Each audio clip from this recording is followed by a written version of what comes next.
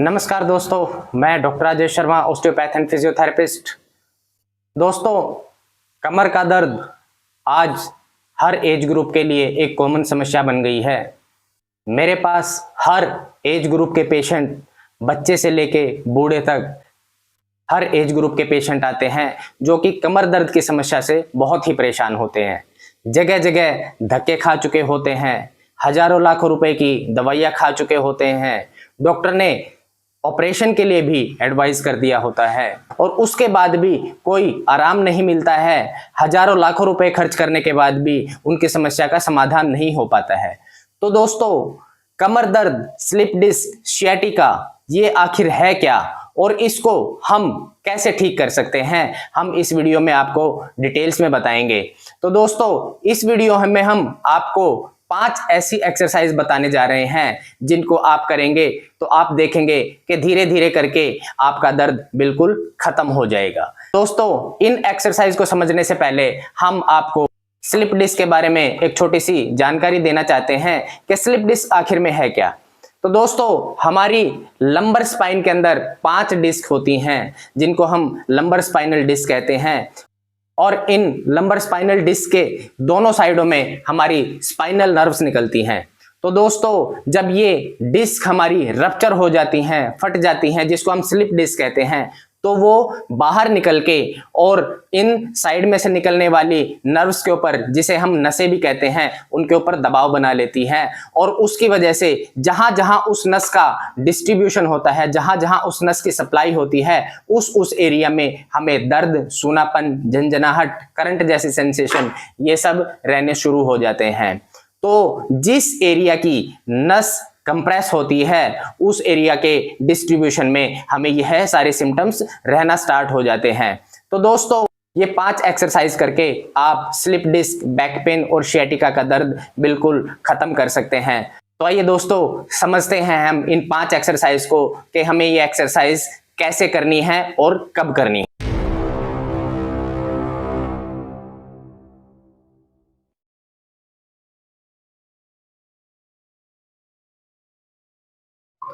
पहली एक्सरसाइज के लिए आपको सीधा लेट जाना है और अपने दोनों हाथ साइड में सीधे करके दोनों पैरों को फोल्ड कर लेना है। उसके बाद आपको अपने कमर और कूल्हों को ऊपर की तरफ उठा के कम से कम 10 सेकंड के लिए होल्ड करके रखना है। 10 सेकंड होल्ड करके रखेंगे। 10 सेकंड होल्ड करने के बाद वापस धीरे धीरे नीचे ले आएंगे। 5 सेकंड रेस्ट देके फिर से कमर और कूल्हों को ऊपर उठाएंगे और वही 10 सेकंड के लिए इसको होल्ड करेंगे। यह एक्सरसाइज आपको 10 से 15 बार रिपीट करनी है। अगर आप 10 बार कर सकते हैं तो 10 बार कीजिए, 15 बार कर सकते हैं तो 15 बार कीजिए। एक्सरसाइज करते हुए कोई जल्दबाजी नहीं करनी है, किसी भी तरह का झटका नहीं लगना चाहिए। धीरे धीरे हमें एक्सरसाइज करनी है, धीरे धीरे कमर को ऊपर उठाना है और धीरे धीरे ही इसको वापस लेके आना है। 10 सेकंड बीच में होल्ड करेंगे। दूसरी एक्सरसाइज के लिए सेम पोजीशन में कमर को ऊपर की तरफ उठाएंगे और कमर को ऊपर उठा के दोनों साइड में एक एक बार हम कमर को निकालेंगे। उसके बाद वापस नीचे करके 5 सेकंड के लिए रेस्ट देंगे। उसके बाद फिर से कमर को उठा के 2 बार राइट साइड में और 2 बार लेफ्ट साइड में हम कूल्हों को निकालेंगे। यह एक्सरसाइज भी हम 10 से 15 बार रिपीट करेंगे। आप 10 बार कर सकते हैं तो 10 बार कीजिए, 15 बार कर सकते हैं तो 15 बार कीजिए। एक्यूट कंडीशन में हमें ये एक्सरसाइज नहीं करनी है। हमें 3 दिन तक हर 4 घंटे बाद कमर पे आइस पैक लगाना है और कंप्लीट बेड रेस्ट करना है। तीसरी एक्सरसाइज के लिए हम अपने एक पैर को दूसरे पैर के ऊपर चढ़ा के और घुटने को पूरा क्रॉस करके हम अपनी स्पाइन को दोनों साइड में रोल करेंगे। रोल करते हुए हमें कोई झटका नहीं लगना चाहिए। स्मूथली और बिल्कुल धीरे धीरे हमें ये एक्सरसाइज करनी है। जब आप अपने पैरों को एक साइड से और दूसरी साइड रोल करते हैं तो इसको हम एक रिपीटेशन मानेंगे और आपको कम से कम ऐसे 30 से 40 रिपीटेशन एक पैर के साथ करने हैं। उसके बाद सेम पोजीशन आपको दूसरा पैर क्रॉस करके 30 से 40 रिपीटेशन करने हैं। मेरे पास आने वाले स्लिप डिस्क के सभी पेशेंट को फ्रीक्वेंटली मैं यही एक्सरसाइज प्रिस्क्राइब करता हूँ। ये एक्सरसाइज जब आप रूटीनली निभा के करेंगे तो ये आपकी स्पाइन की मोबिलिटी को बढ़ाएंगी। जब स्पाइन की मोबिलिटी बढ़ेगी तो धीरे धीरे जो फटी हुई डिस्क ने नसों के ऊपर दबाव बनाया हुआ है वो दबाव धीरे धीरे हटना शुरू हो जाएगा और आपके पैरों का दर्द धीरे धीरे ख़त्म होना स्टार्ट हो जाएगा।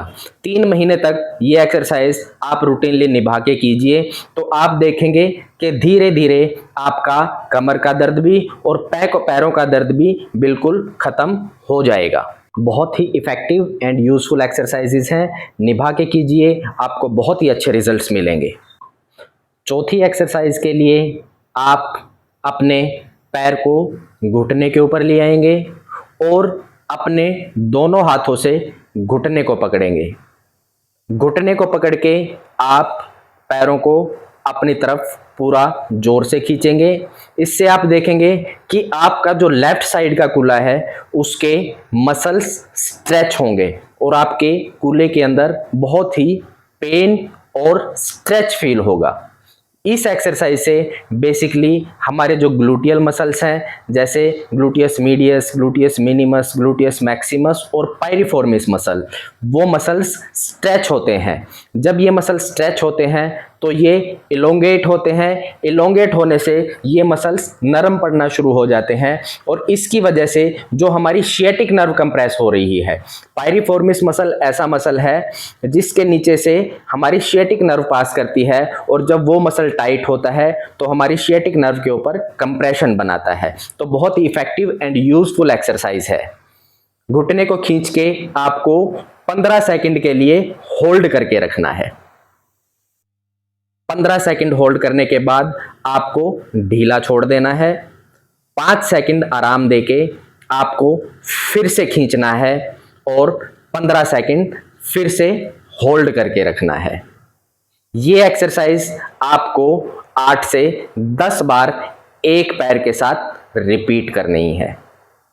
आपको कूल्हे के अंदर बहुत ही खिंचाव और पेन महसूस होगा तो आपको फिर भी ये एक्सरसाइज करनी है। उसके बाद आपको दूसरा पैर चेंज करना है। आपको पैर पूरा क्रॉस नहीं करना है, वापस लेके थोड़ा सा और फिर आपको घुटने को अपनी तरफ पूरा जोर से खींचना है। इसमें आपको राइट साइड के कूल्हे में स्ट्रेच और पेन फील होगा। आप खुद से नहीं कर सकते हैं तो आप किसी की सहायता लेके अपने घुटने को दबवा सकते हैं जिससे कि आपको स्ट्रेच फील होगा, पेन फील होगा। पूरा खींचने के बाद आपको इस पोजीशन को 15 सेकंड के लिए होल्ड करके रखना है। 15 सेकंड होल्ड करने के बाद आपको धीरे धीरे वापस छोड़ देना है और 5 सेकंड के लिए आपको रेस्ट करना है। फिर इसको खींचना है और 15 सेकंड के लिए होल्ड करना है। 8 से 10 रिपीटेशन इस एक्सरसाइज के करने हैं आपको। जब ये एक्सरसाइज आप करेंगे तो आपको खुद लगभग 3 से 4 दिन के अंदर ही खुद ब खुद महसूस होना शुरू हो जाएगा कि आपके पैरों के अंदर जो भारीपन, जो सूनापन, जो जलन, जो करंट की तरह पेन था वो धीरे धीरे कम होना स्टार्ट हो गया है। मैक्सिमम पेशेंट्स के अंदर जिनके पैरों में दर्द जाता है उनके दर्द का कारण कूल्हे के मसल्स की जकड़न होती है। तो इस एक्सरसाइज से हमें अपने कूल्हे के मसल्स को पूरा स्ट्रेच करना है। इसके बाद 5वीं एक्सरसाइज के लिए हम दोनों हाथों पे और दोनों घुटनों पे आके पूरा पीछे की तरफ बेंड हो जाएंगे। पैरों पे पूरा बैठने की कोशिश करेंगे और अपना सर घुटनों पे लगाने की कोशिश करेंगे। हाथों को आगे की तरफ पूरा स्ट्रेच करेंगे। 10 सेकंड होल्ड करके फिर हम दोनों हाथों पे और पैरों पे खड़े हो जाएंगे। हम ऊपर छत की तरफ देखेंगे और कमर के अंदर कर्व बनाएंगे। फिर से वापस जाएंगे, 10 सेकंड होल्ड करेंगे।